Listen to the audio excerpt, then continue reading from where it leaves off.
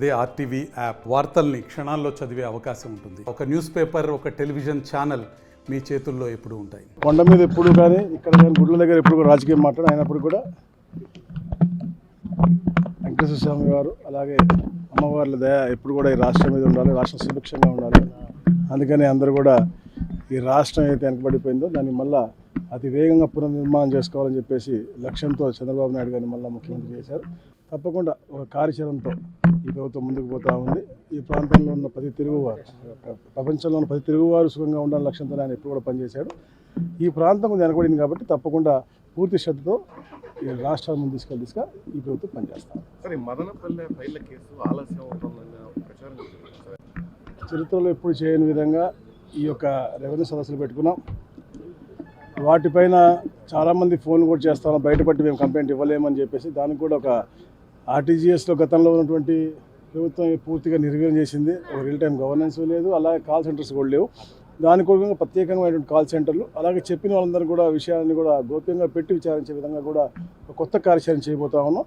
తప్పకుండా ఏదైతే మదనపల్లి కాదు, ఈ రాష్ట్రంలో జరిగినటువంటి అన్ని కుంభకోణాలు బయటకు తీసే బాధ్యత మేము తీసుకుంటాం. మాజీ మంత్రి పెద్దిరెడ్డి రామచంద్రారెడ్డి పాత్ర ఎంతవరకు అది CID sub judice somethings and court somethings are in CID this things. So దాంట్లో ఇప్పుడు చెప్పడం కరెక్ట్ కాదు. వాళ్ళ అనుచరులు ఉన్నారు, డెఫినెట్గా వాళ్ళ మీద ఎంక్వైరీ జరుగుతూ ఉంది. వాళ్ళు తప్పిసి తిరుగుతున్నారు. తప్పకుండా చట్టం దాటి కానీ పోలీసులు దాటి ఎవరు ఎక్కడికి పోలేరు కాబట్టి తప్పకుండా దొరుకుతారు. ఎవరు వెనక ఎంత పెద్ద హస్తం ఉన్నా కూడా తప్పకుండా ఏది కుంభకోణాలు జరిగినాయో గత ప్రభుత్వంలో దానికి కూడా మేము అంటే ఎలాగైతే ఈ రాష్ట్రంలో అప్పుల్ని మేము లెక్క చేయలేకపోతా ఉన్నాం ఇంకా ఇప్పటికి కూడా 2 నెలలు అయినప్పటికి కూడా, అలాగే ఈ కుంభకోణాలు ఎన్ని జరిగినాయి అంటే 35,000 కోట్లు దోచుకున్నారా, 1,00,000 కోట్లు దోచుకున్నారా ఇంకా క్లారిటీగా కూడా రావట్లేదు. ఎందుకంటే రోజు కొత్త ఇష్యూ వస్తూ ఉంది కాబట్టి దాని మీద ఇంకా అధ్యయనం చేస్తాం. తప్పకుండా ఎవరున్నా కూడా తప్పకుండా వాళ్ళని మేము యాక్షన్. అంటే మిథున్ రెడ్డి అంటారు సార్, చివరిగా మిథున్ రెడ్డి అంటారు ఏమంటారంటే రాజకీయ సన్యాసం కూడా తీసుకొని సిద్ధంగా ఉన్నాం, మా పాత్ర లేదు, కావాలనే టీడీపీ వాళ్ళు అధికారంలోకి వచ్చారు కాబట్టి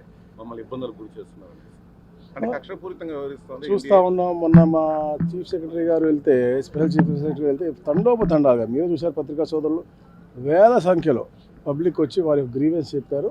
అలాగే మనం ఎవరైతే అనువాయులు ఉన్నారో పెద్దిరెడ్డి గారికి కానీ వారి కుటుంబానికి కానీ వారి ఇళ్ళలో రేట్ చేస్తే కూడా కొన్ని వందల ఫైల్స్, అంటే ఇళ్లలో ఎవరైనా కన్సల్ట్ అయినా కూడా 10 ఫైళ్ళు 20 ఫైళ్ళు పెడతారు. ఇలా వందల ఫైళ్ళు పెట్టుకుని దాని వ్యవస్థాపకంగా నిర్వహణ చేసే విధంగా, అలాగే 982 ఎకరాలు ఏదైతే ఎవాల్యూషన్ యాక్ట్ మీద తీసినట్టు అవన్నీ కూడా కనపడతా ఉన్నాయి కళ ముందు. ఇదని కాదు, ఎన్నో ఫోన్లు వస్తూ ఉన్నాయి, ఎంతోమంది పేపర్లు తీసుకొస్తాను. తిరుపతి అవ్వచ్చు, కాలేజ్ అవ్వచ్చు, పాత అన్నమయ్య ఇప్పుడు ఉన్నటువంటి అన్నమయ్య జిల్లా అవ్వచ్చు, ప్రతి దగ్గర కూడా వీరి యొక్క కుంభకోణాలు బయటకు వస్తాయి. త్వరలో మీకు అన్నీ కూడా బయటపెడతాం. Thank you. కొనుగోలుకు సంబంధించి ఒక బృహత్తర నిర్ణయం గతంలో అధికారంలో ఉన్నప్పుడు, కానీ వైసీపీ వచ్చినా క్యాన్సిల్ చేసింది. మళ్ళీ ఇప్పుడు చంద్రబాబు గారు ఆలోచనలో ఉన్నారు. అంటే విద్యుత్ కొనుగోలు వల్ల నిరంతరాయంగా వినియోగదారులకు విద్యుత్ అందించే అవకాశం ఉంటుంది. ఆ దిశగా ప్రయత్నం చేస్తున్నారు. 24 గంటలు విద్యుత్ అందించాలి ప్రజలకి. అదేవిధంగా రైతులకు కూడా నాణ్యమైన విద్యుత్ అందించాలి. గతంలో ప్రభుత్వం 1 మెగావాట్ కూడా కొత్త ఉత్పత్తి తీసుకురాలా. ప్రతి సంవత్సరం అయితే 6 నుంచి 7% వాడకం అయితే పెరుగుతుంది. దానివల్ల ఉత్పత్తి తీసుకురాకపోవడం వల్ల కొత్త ఉత్పత్తి మొత్తం కూడా కరెంటు బిల్లు ఛార్జీలు పెరగాల్సి వచ్చింది. అందుకని ఆ దశగా ప్రయాణం చేస్తాం. తప్పకుండా రాబోయే రోజుల్లో మంచి విద్యుత్ అందించడమే కాకుండా కొత్తగా విద్యుత్ ప్లాంట్లు కానీ, ఈ రాష్ట్రానికి సోలార్ విద్యుత్ కానీ, అదేవిధంగా రైతులకి కుసుమ ద్వారా సెంట్రల్ గవర్నమెంట్ గతంలో ఇస్తే అది వైసీపీ గవర్నమెంట్ అందిపుచ్చుకోలేకపోయింది.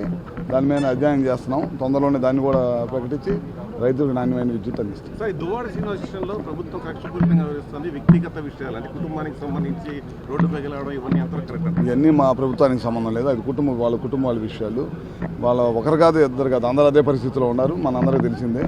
అది వాళ్ళకి ప్రజలే చూస్తున్నారు, ప్రజలే నిర్ణయిస్తారు. అంటే గతంలో మీ పైన అంటే ప్రతిపక్షంగా మీరున్నప్పుడు మిమ్మల్ని రకరకాలుగా రోజా కావచ్చు, అలాగే చాలా మంది అప్పట్లో మంత్రులు మిమ్మల్ని రకరకాల ఇబ్బందులకు గురి చేశారు. ఇప్పుడు వాళ్ళపైన చర్యలు ఉంటాయి, వాళ్ళందరినీ ఒక్కొక్కరుగా అరెస్ట్ చేస్తారు. మేము మా ప్రభుత్వం కక్ష సాధింపుల చర్యలు తీసుకోదు. మా ప్రభుత్వాన్ని ఎంతో పెద్ద ఎత్తున నమ్మకంతో గెలిపించింది. ఎందుకంటే ప్రజలకు పనిచేయడం కోసం. వాళ్ళగా చేసే ఉద్దేశం మా ప్రభుత్వానికి లేదు. అంటే రాష్ట్రపతి పాలన అడుగుతున్నారు సార్ ఇప్పటికీ జగన్మోహన్ రెడ్డి. వాళ్ళు అడిగేదానికి ఉపయోగం లేని మాటలన్నీ మాట్లాడుతూ ఉంటారు.